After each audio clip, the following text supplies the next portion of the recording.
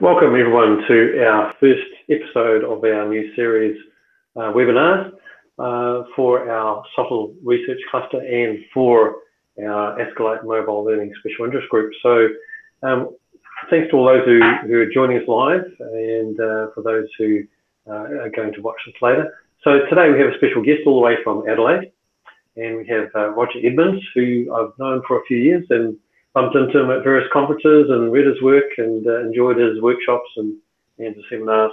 And Roger's done some specialist work on mobile game-based learning.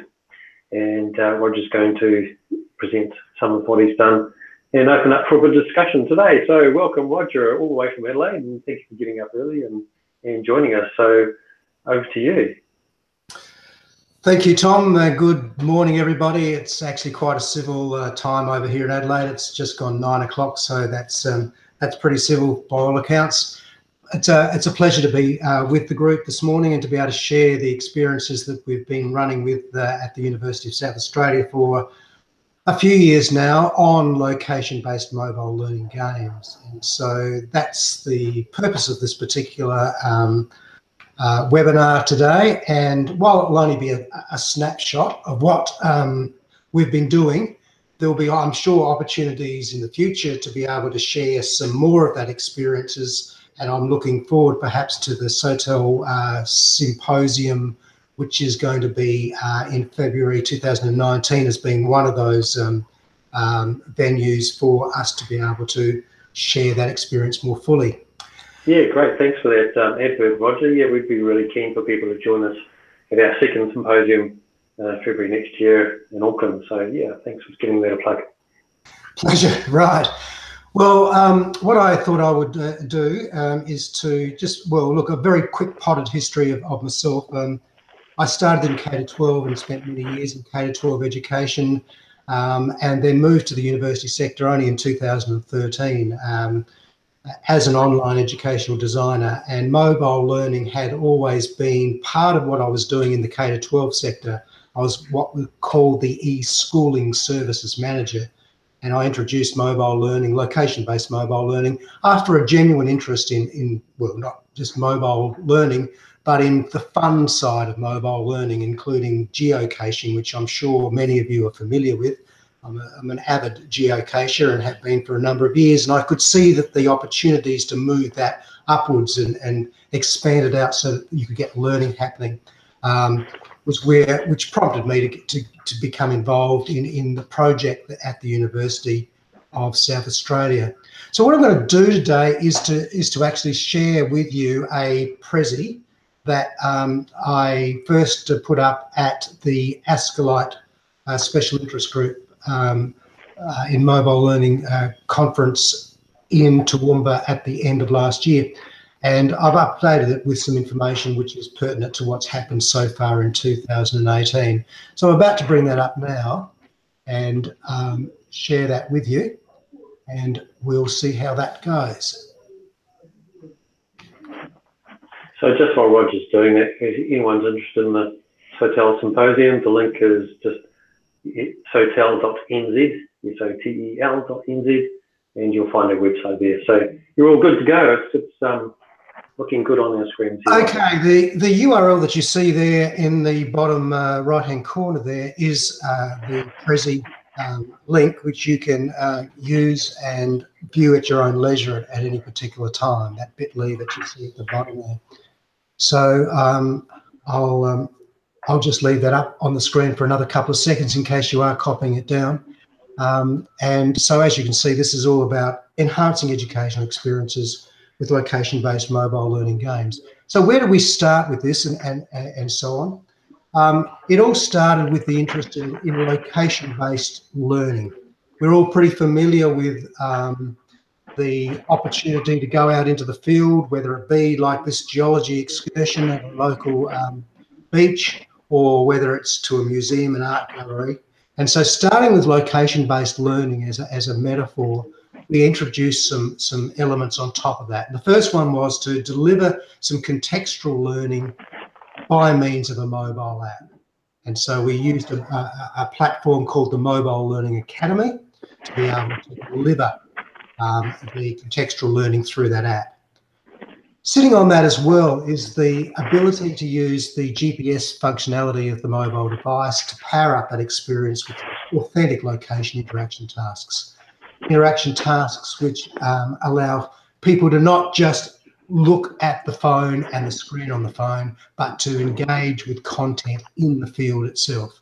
So look down, look up, look around you, discover things, get some authentic location interaction tasks happening as a result of that. Then the next thing was to bring a narrative, a storyline to the whole game basis and deliver that through rich media, particularly video, but also through different means of audio and text as well. So that narrative is a really important part of any location-based mobile learning game, that story that brings the places to life as you explore them. And then we brought in some simple gamification strategies that were nothing significant. They were quizzes, there were reward points to get people engaged with finding out those answers to questions as we went through, to improve their recollection and retention of knowledge. And so by doing that, we turned the location-based learning that we started with into location-based mobile learning games. And we've been doing that for a while. And the sort of the project, the bit of the action research that we were working through was to try to find answers to the questions that you see on the screen now. Okay, is the real world an ideal place to learn in? I think we all sort of agree that there's so many more possibilities out there. So we were wanting to explore that. We were wanting to explore the power of the narrative, as I've just explained, to let students use the device that they are quite familiar with, which when we started was actually, some students were a little bit reluctant to use their own mobile devices for learning, and you may have experienced that a bit too, but we certainly found that some students weren't prepared to use their data plans, their private data plans on their private phones for learning.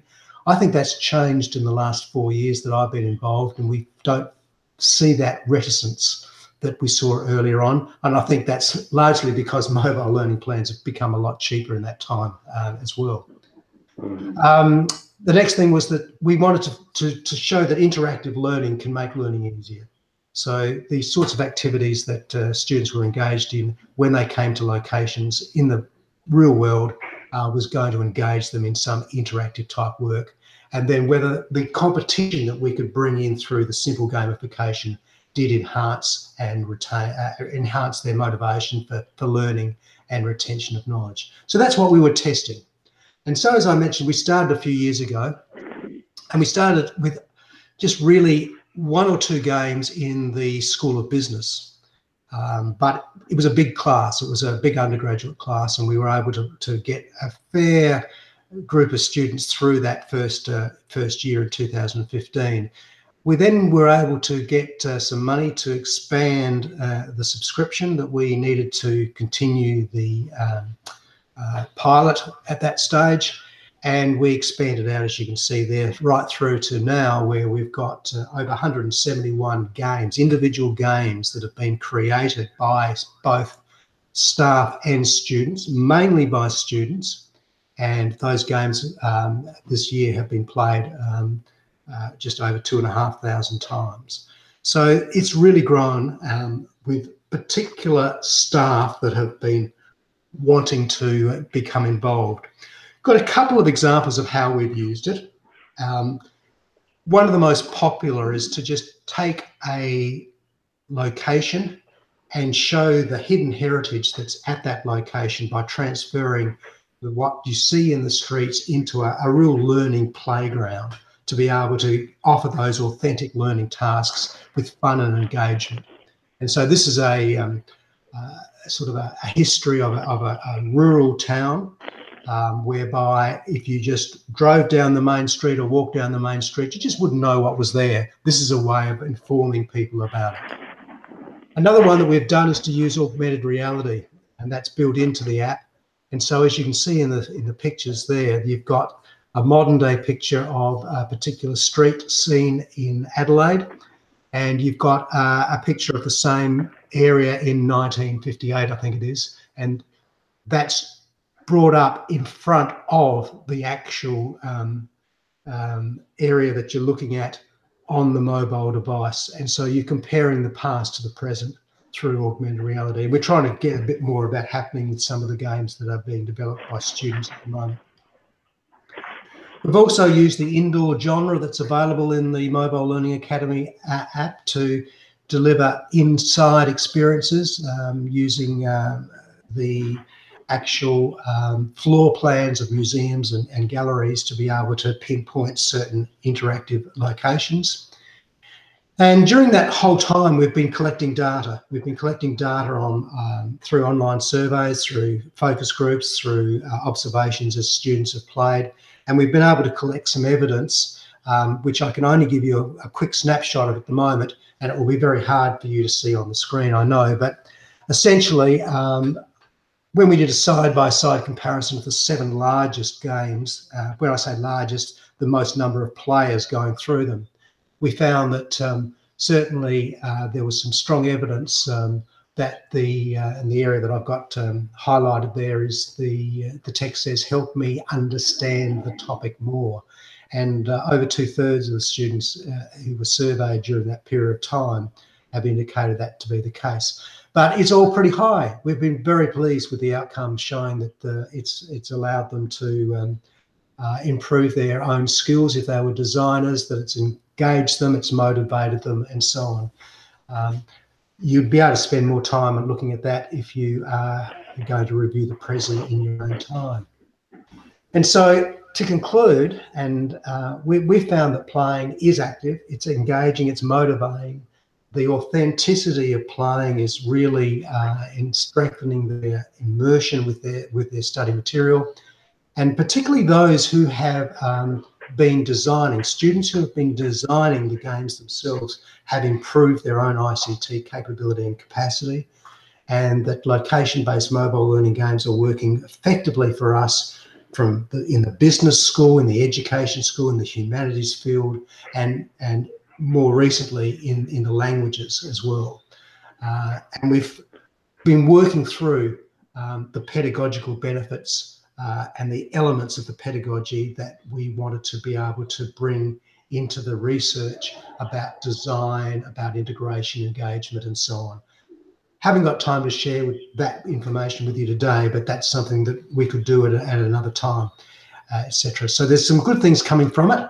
And in this year, we've been able to look at trying to put up a framework that becomes available for everybody to be able to go in and create their own games without the side-by-side or elbow support from one of our online educational designers. We've been looking at the way of summatively assessing them, and most recently, we've been putting them into fully online courses for the first time, introducing them into the GLAM sector. GLAM is galleries, libraries, art, I can't remember, and museums, and looking at how we can use it to introduce students to academic integrity and language learning and descriptive writing. The website address that you see on the screen at the moment, pedago.online, is where our project material is placed. And if I just quit that share for the moment and bring up the website live, we might be able to just go into that very quickly. So just bear with me while I do that and come back and share with you the other application that I've got open here. Okay, so we've got the website open there for you now.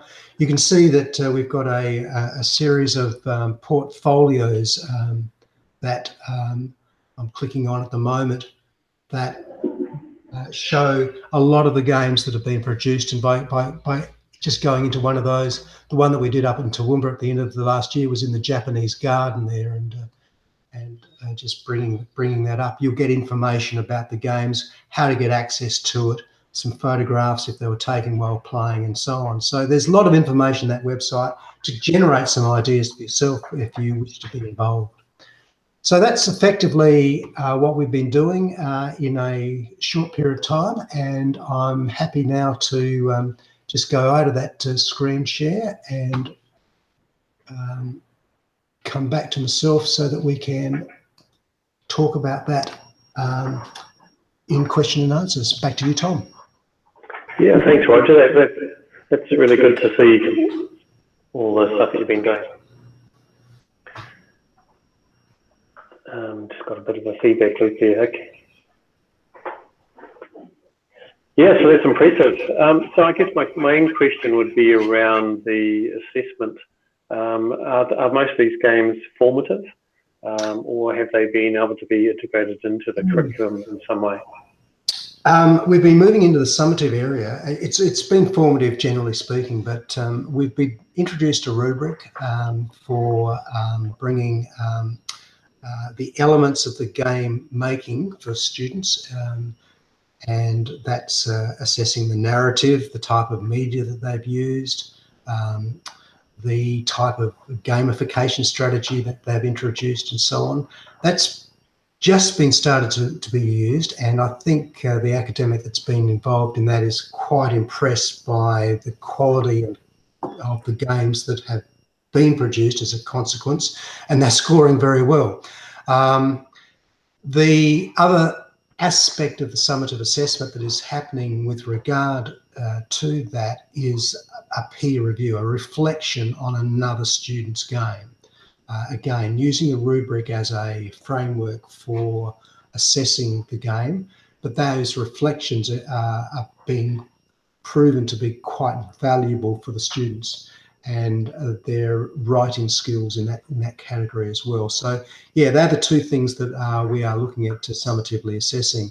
We're actually running a location-based mobile learning game task with a group of our own academics, doing a workshop with them on Monday. They're enrolled in a graduate certificate, a graduate diploma in digital technologies course. And one of the activities in one of the courses is for them to be able to go through that design. So they are going to be summatively assessed on it the same way the students are as well. So we're making a few roads into that assessment process. Back to you. Yeah, I'm just quickly tweeting the link to your site there. But, yeah, that's great. Any questions from Lisa or Shen? No, I think that's a great idea that to actually get the lecturers to do what you've just said, to see how they handle it, and see what the students are actually doing. I just want to check the bit.ly link that you put up. Can you just re-put that up? It didn't seem to work for me when Tom copy and pasted it in. The link's not working.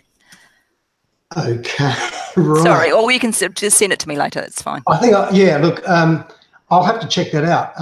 Maybe I've made a typo. I'm not sure. No, it's probably me who typed it wrong, Rog. Just tell me what it is, and I'll put it in my tweet as well. So bit.ly/.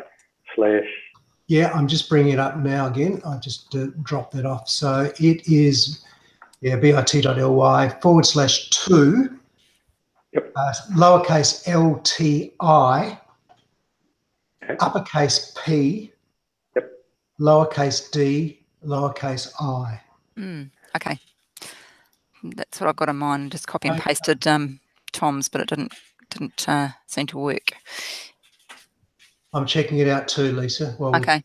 While you're checking that out, I'm really impressed with the website that you've got on there. It looks really good. The second one, Pedagogo.online. It's got some really interesting stuff in it.